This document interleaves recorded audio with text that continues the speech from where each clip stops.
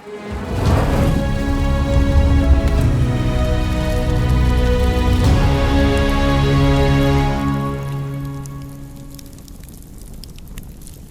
Warhirrim Wednesday.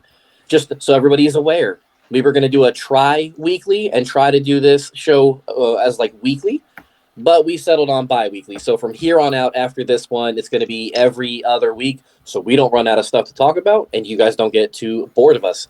But we have an esteemed panel today. Everybody's in it. Everybody's back. Bunch of beautiful faces in the audience. Strider, how are you? What's up, my Rohirrim? Excited for another one. Let's go. Nikki, always a pleasure for you to be able to join us. We love having you on. How's it going? Bit tired, not gonna lie, but always a pleasure. Maeguvanen, everyone. It is late for you. What time is it for you right now? It's heading towards midnight. Oof. And Hen, I know it's late for you as well. I'm half past midnight, yeah. How are you doing though? Yeah, fine. A little Fine, hungry, fine. but Sure. everything is okay. And V, you're a night owl, so I know you rather enjoy being up late at night, but how are you feeling? How are you? I'm good, trying to survive this last week of exams. Well, fingers crossed. If you happy to need be us here. to cheat at all, let me know and I'll do some of your work for you. I got you. Perfect. All right. So on today's show, what we're going to go over is some of the key players, the higher ups, the names that you know, and a couple names that maybe you're not as quite familiar with.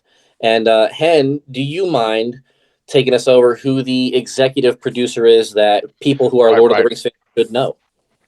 Right. The film has several executive producers. A couple of them are Lord of the Rings veterans, but by far the most important is Phillipa Boyens, who was co-writer and co-producer on, I think, all 6 films, and has boarded this project originally as a consultant, and I think not took it over exactly, but became more involved in it, I guess, out of interest and things, and there is 1 or 2 pretty lengthy interviews of her regarding the project. The project, they're very illuminating, and they do seem to suggest that she had reasonable influence on stuff like casting. Phillipa has a great kind of feeling for casting, like Ian McKellen and stuff. That's all Phillipa. And other things. So yeah, Phillipa's a bit of a lore nerd, is she not? Yes. She has like I know when she lives, by the way, like right next door from Sir Peter Jackson and Dame Fran Walsh, like across the lawn. So that's always useful. But also, she was brought on as a script editor. She was a playwright. And she was brought on as a kind of script editor, and she was a very big Tolkien, like she read The Lord of the Rings every year. She read The Hobbit. She had like the Humphrey Carpenter Tolkien biography on her. She had the Shippey's Road to Middle Earth. So she brought a lot of like credentials into the writing process. And she knows her stuff pretty well. I've seen interviews with her and stuff. She's very, very knowledgeable, but also like like a good dramatist, like like very accomplished playwright, and won the Oscar obviously for the screenplay to The Return of the King. So Now, Nikki, do you think that it is a perk, and do you think it was necessary to get somebody of Phillipa's kind of stature in the Lord of the Rings community to be on for the Warhirrim film, the War of the Rohirrim film? I don't know if I would say it's necessary, but it's always a benefit to have someone with as much knowledge and who has all of the experience that she has as well with Tolkien and all of his works. And I definitely think it will benefit them a lot. And I think we will see it in the film. Yeah, and I mean, they don't just give out Oscars, as far as I'm aware. So to win something for anything kind of shows your quality and shows your worth. So, like for me, if you want a sample of Philippa's work, specifically her work, she wrote, I think, most of the prologue to the Fellowship of the Ring is her work, including a couple of lines that you'll remember, like what was the Philippa line? Like, the bit of Galadriel narration as the ring sinks down. The history became legend, legend became myth, and some things that's a Philippa line. That's at the same time some of the like funnier, more contemporary gags are hers, like Pippin's what was it?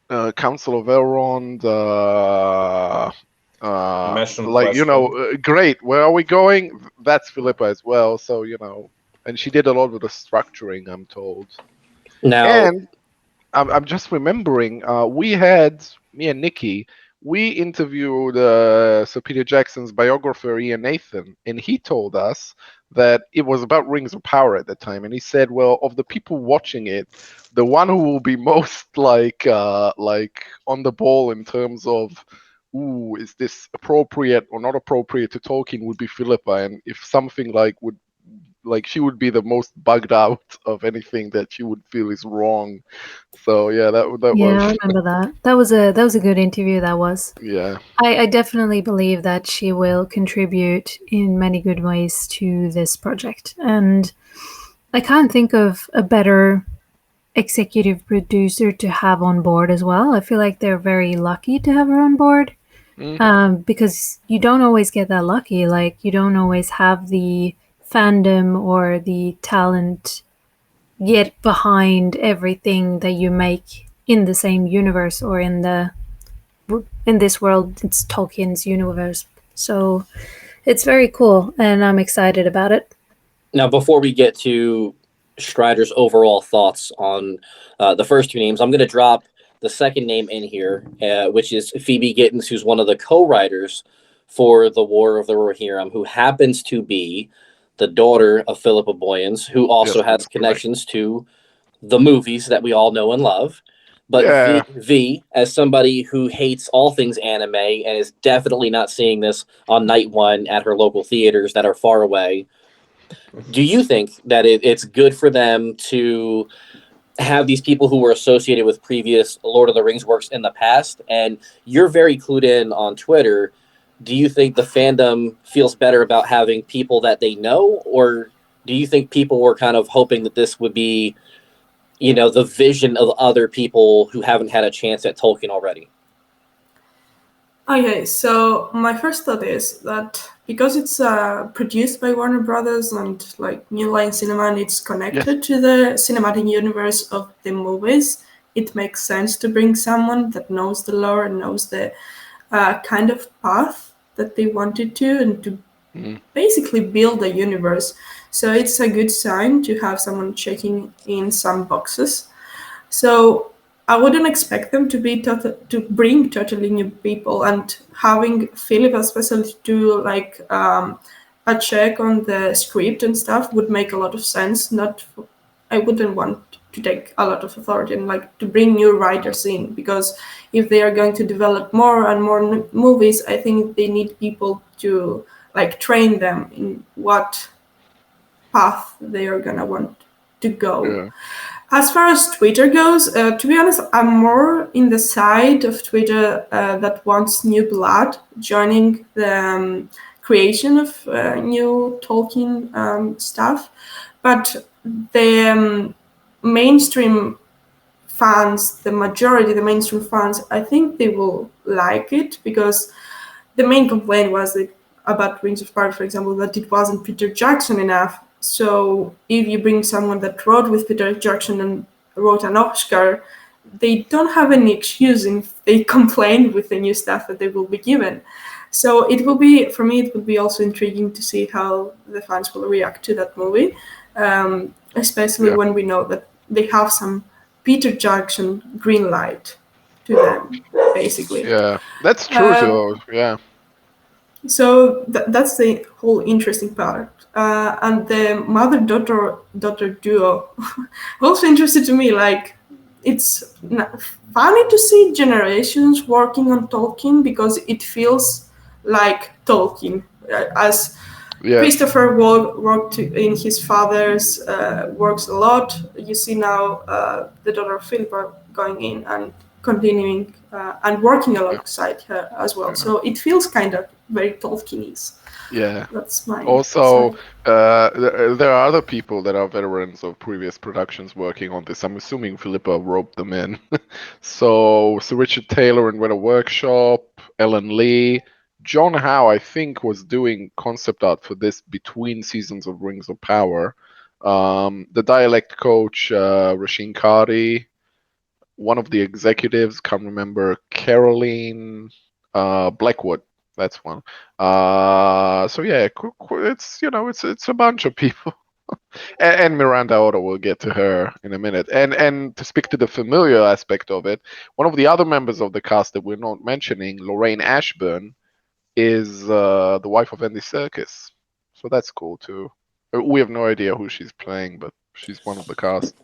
Now, since Centeno already jumped the gun here and name dropped another person, I figured we can hand this off to Strider. Strider, if you have any comments on Philippa and Phoebe and that conversation, feel free to insert them now. But also, as the narrator, so I feel like that's like an important role, but it makes me worried she's not going to be in too much.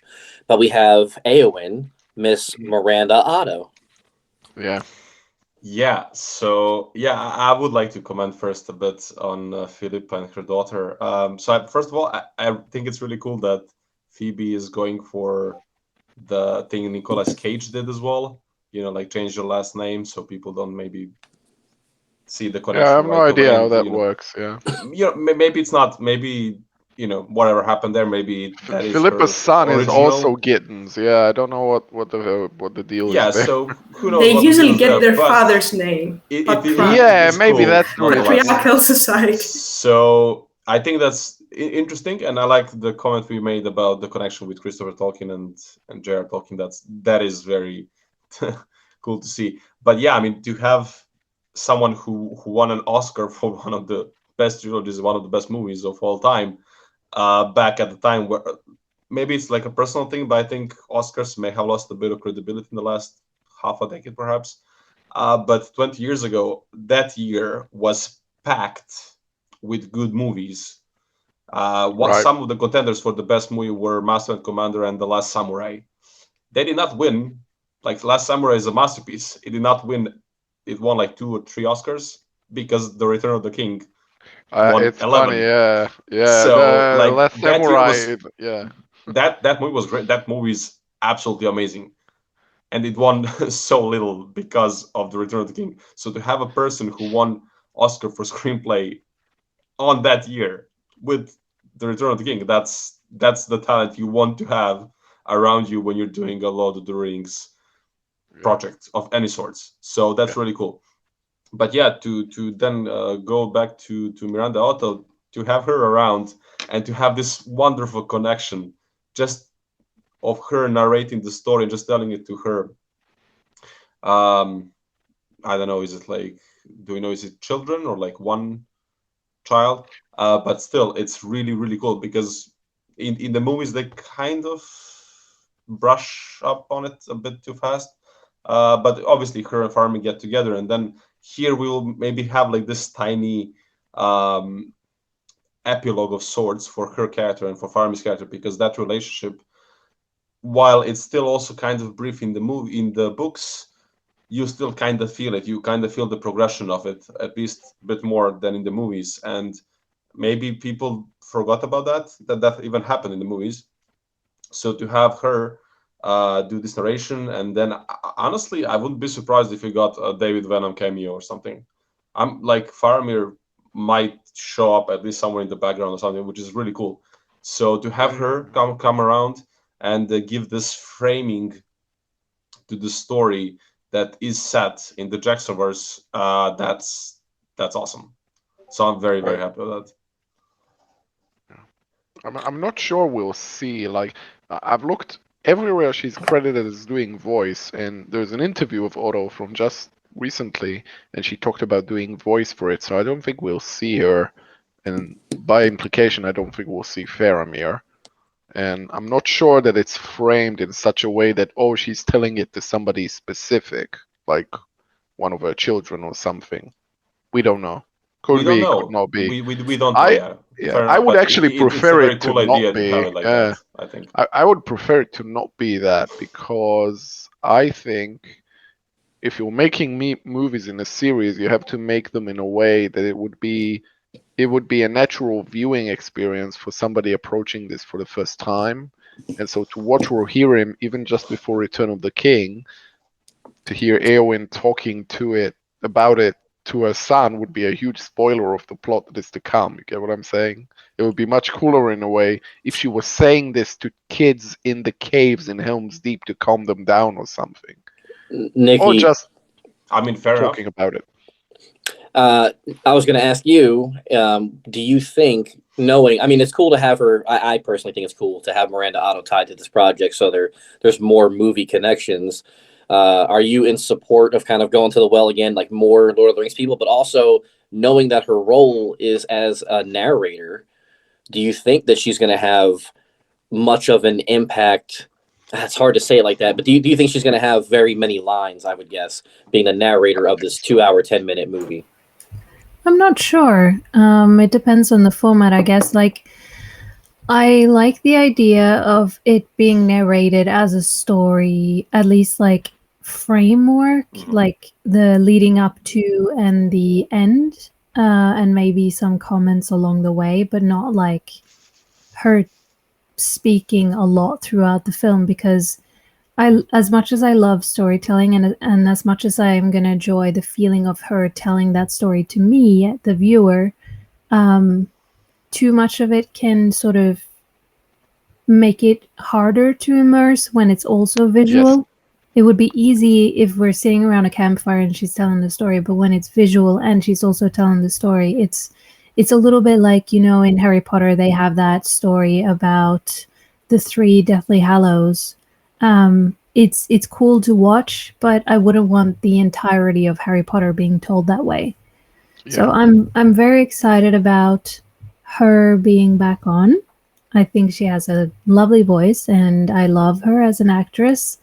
I love the fact that she's on as a narrator, because it would be weird to have Miranda Otto act a different character in the Lord of the Rings universe. To me, like, as an actor, I can understand 100%, you know, you want to work, and the love for the Lord of the Rings is amazing. So I would say yes to any role and not care that I've played other roles before. But I think it's nice that she's sort of returning as Eowyn, and in somewhat distant future telling the story to someone. Yeah, I think it'll work really well. And V, what are your thoughts on Miranda Otto returning as Eowyn? Just to narrate. To me, it's exciting because we also learned, like, the story goes around a female heroine as well, and it's exciting to see, like, Eowyn narrating the story of probably one woman she grew up with, like, hearing her heroism and how she was empowered and how she fought as well. And maybe it's what got her out of the cage and wanting to get out of the cage, because we see a lot of motivation in Eowyn to, like, fight and join because of the situation she sees around her. So it will be exciting to see a new kind of purpose gotten into Eowyn. Like, it's also an opportunity to explore a bit more of her character, despite not seeing her.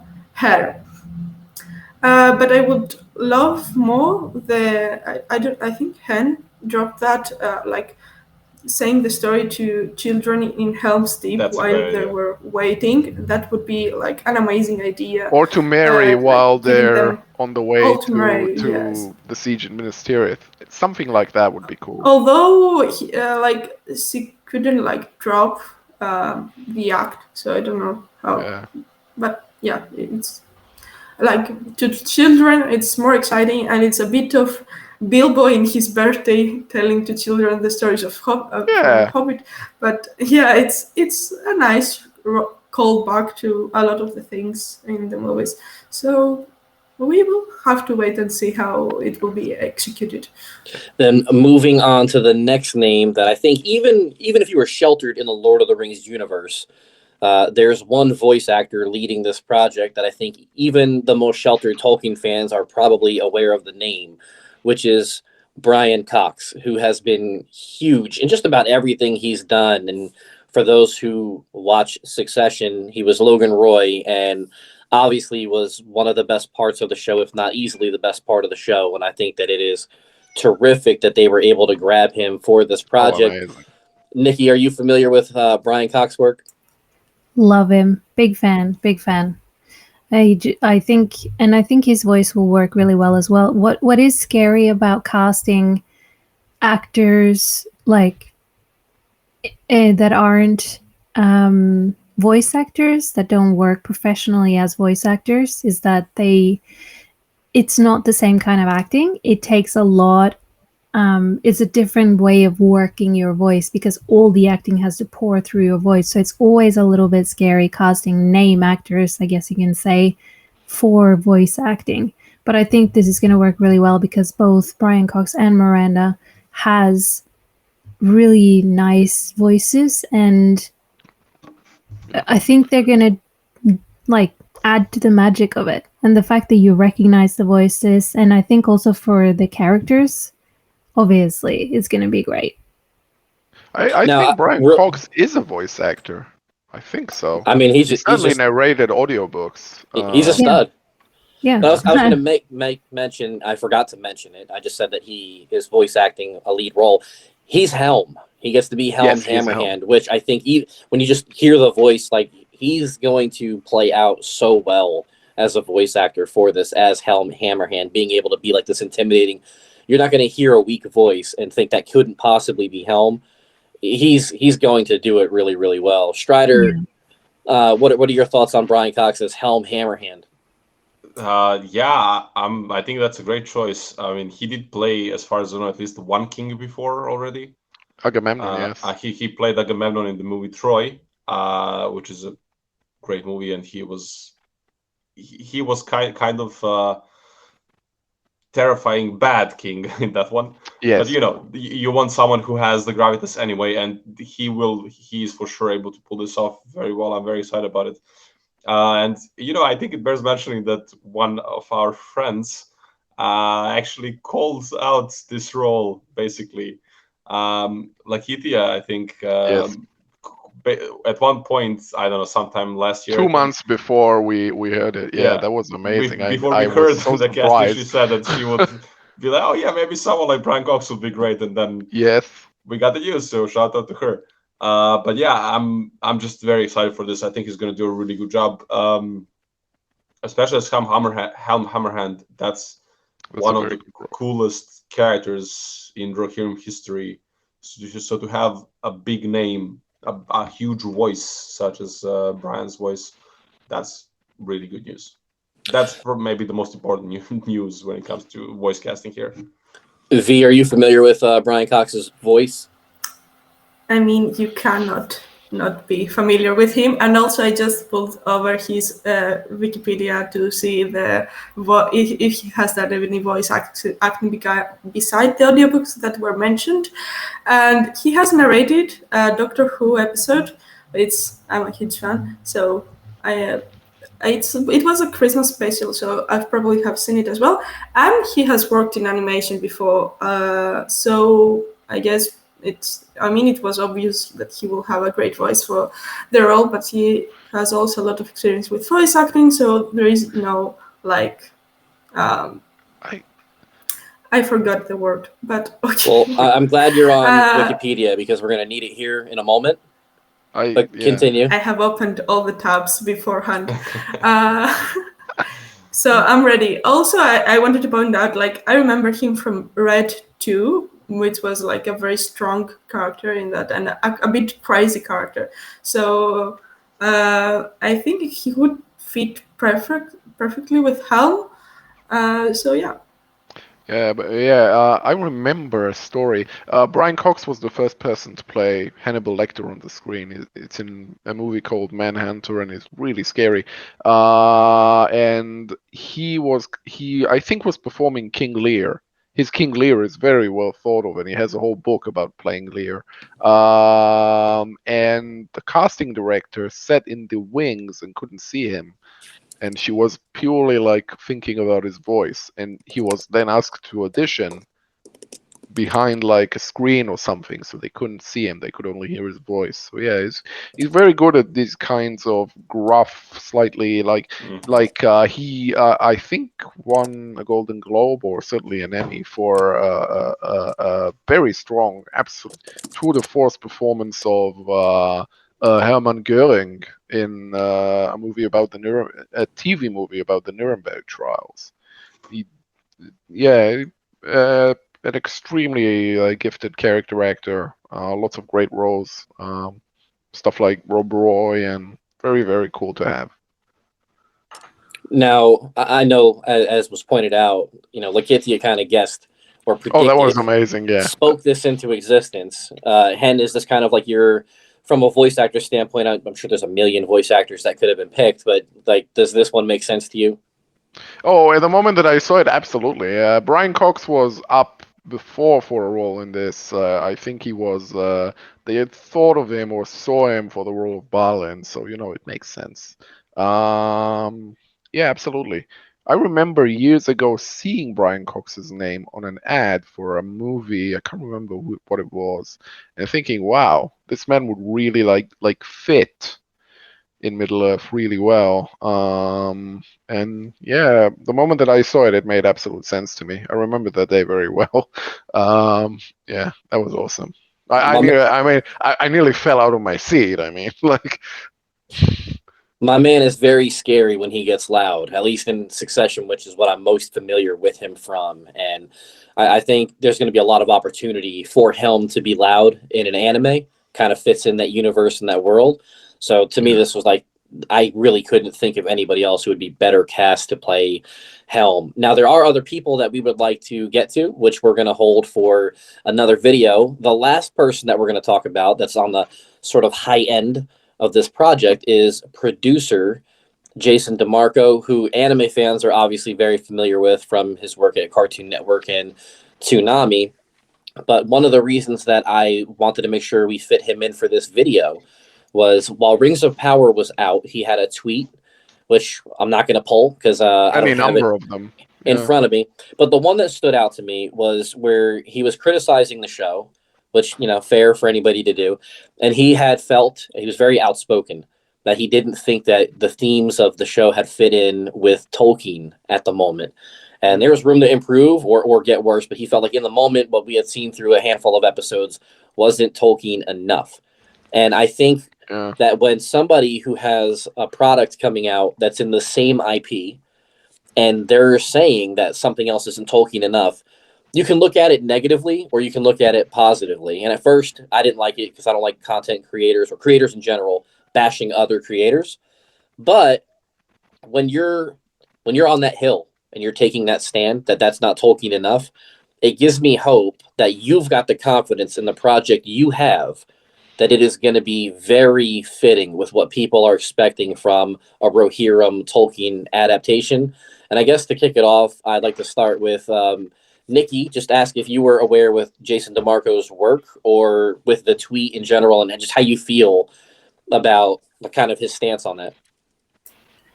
I wasn't aware of the tweet before you said it, but I am aware of his work, say for Rick and Morty and stuff like that. So I know him. Wasn't aware that he was a part of this project until today. Very excited about that. And I think it's a good thing. I agree with you.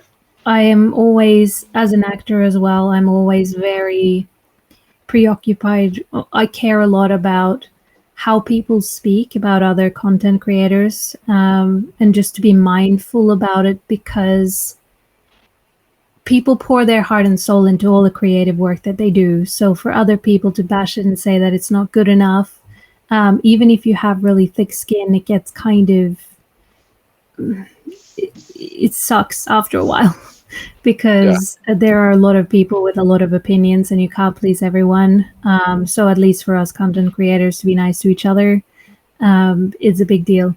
But it is promising that he said that it wasn't Tolkien enough, because I want more Tolkien. I agree. I want more of it, and I want it more amazing, more high fantasy, more magical. So it's promising to me. Next, we'll go with Wikipedia, since you've got it pulled up. Can you give a little breakdown of some of the past, like maybe major project that he's been a part of? Yeah. I mean, this time we have the IMDb, not his Wikipedia. So actually, I did a cross match with the director, and I've seen that they have been involved in similar projects, in the same projects in the past. So, for example, in Blade Runner Black Lotus. And of course, as Nikki already said, Rick and Morty, and a lot of like animation for sure, and other Japanese animation, which we know is the type of movie that we are going to see. So he seems to be to this place, like space of work for a long time. So he definitely has experience. As far as his tweet, I was aware from the first moment because I'm a lot in Twitter, and I remember the problematic conversations that were had after this. I disagreed with him a lot, and now that I know that he has a lot of the veterans of PJ trilogy films, I disagree even more, because he continues the Tolkien thing that PJ movies produced. So I don't know how much he has disconnected PJ vision of Tolkien from his vision of Tolkien, which is something I will continue to say a lot. So yeah, that's my opinion on the matter. Nikki, I saw you get close to the mic. Did you have something you wanted to add? Just coming in for a good shot. Hen, What did I do? I know you're aware of the tweet, and you're familiar Yeah, I with looked him. at it. Yeah, We have I followed him remember. for a while. Once it was announced, Yeah, that we he was going to do, be part of because Warhirrim. because he's fairly active, and he was really our main channel of information for a while. I think he informed people that Alan Lee was on the so his Twitter was very juicy in this regard. But yeah, he also shared his opinion on the Rings of Power as it started coming out in several tweets actually, and he, I think, liked the visuals, and then he was, well, the Harfoot stuff is a bit cloying, which I agree with. And gradually started, oh, well, the story doesn't really make that much sense to me. And I was like, okay, well, yeah, I get that as a criticism. B, in as much as it's kind of not classy for people in the business to critique other people from the business, I like that people are opinionated. And yeah, it is relevant beyond the very kind of prosaic comparison of the two projects. It is relevant. His ideas of what is Tolkien like and what is effective on screen, I think, are very important to understanding a project like this. Even though, like, he's not, I wouldn't say he's one of the core creatives necessarily, because he certainly didn't write the screenplay and didn't direct this. But it's still very important to know, I think.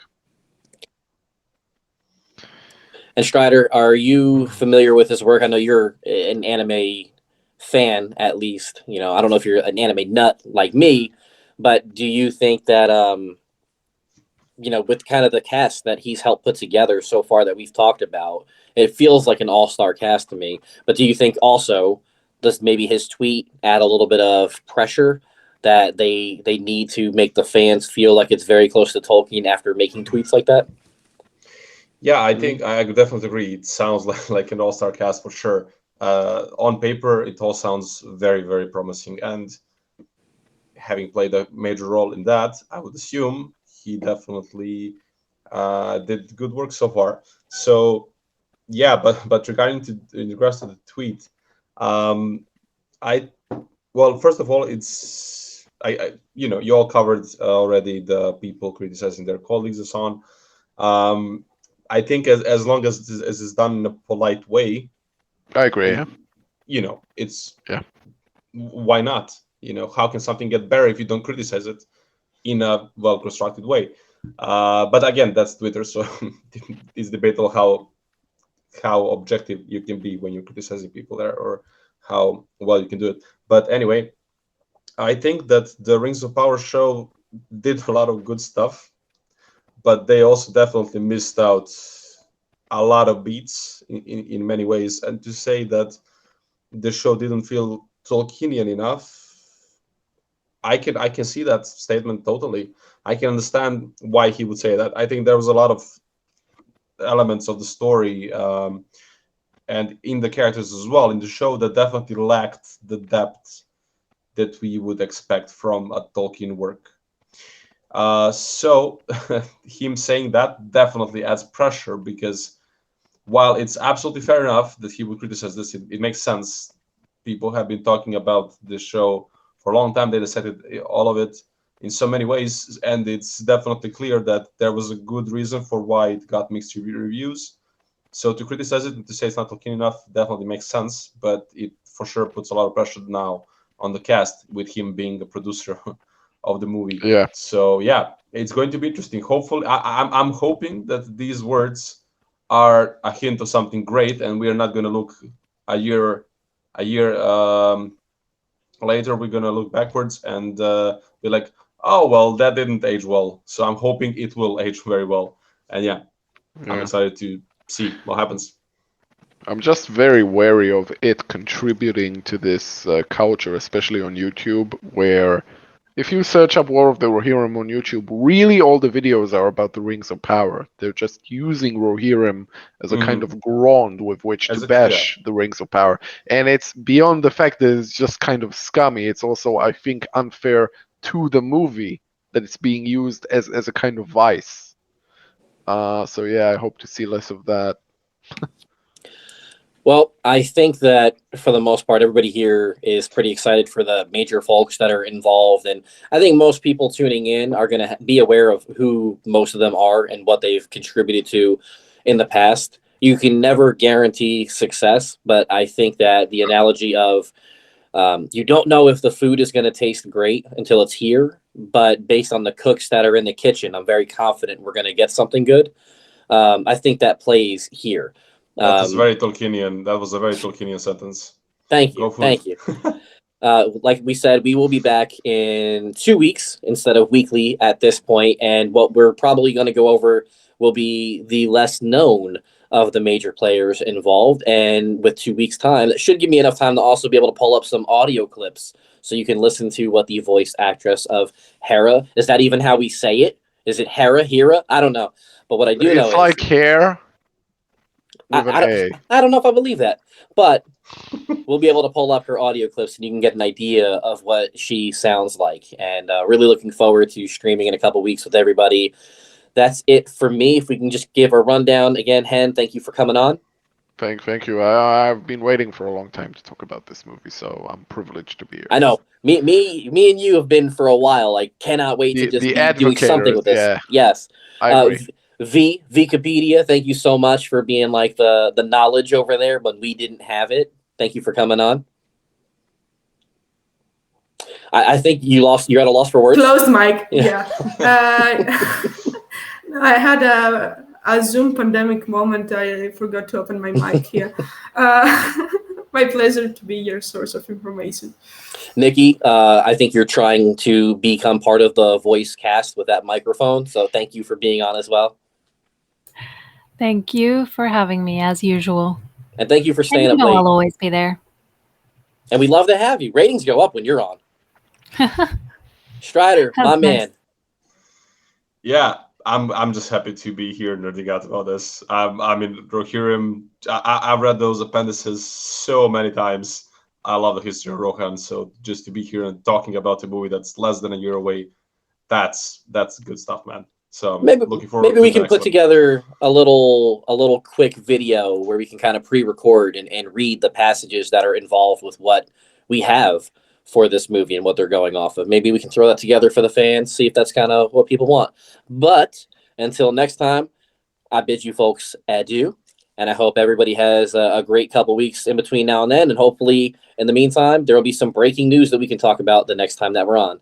Thanks, everybody. Cheers. Bye.